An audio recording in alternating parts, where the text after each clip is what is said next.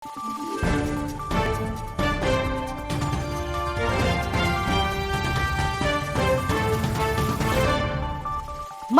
araw, Pilipinas! Ito ang Valiente News sa sa inyo ng Office of the Vice President.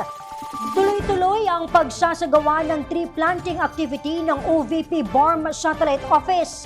Kamakailan, libo-libong mangrove propagules ang kanilang itinanim sa isang bayan ng Sulu Province. Narito si Brian Latasa para sa karagdagang detalye.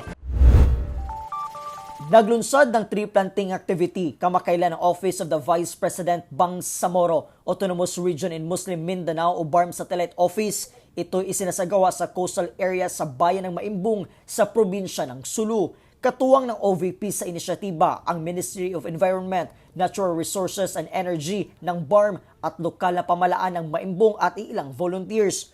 Ngunit bago pa man ang pagtatanim, tinipon at tinuro muna ng mga eksperto ang tamang pamamaraan sa pagtatanim ng mangrove upang ito'y mabuhay at lumaki.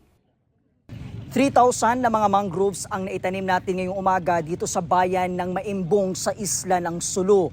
Ang mga bakawan ay nagsisilbing proteksyon sa mga malalakas na alon bunsod ng storm surge at nagsisilbi din itong tirahan ng mga marine animals. Mula po dito sa bayan ng Maimbung, probinsya ng Sulu, ako po si Brian Latasa, ang lahat para sa Diyos, bayan at pamilyang Pilipino. Valiente News.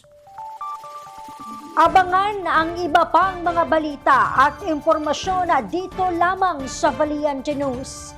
Ako si Claudette Loreto para sa makabuluhan, naninindigan at matapang na mga ulat at impormasyon. Maraming salamat.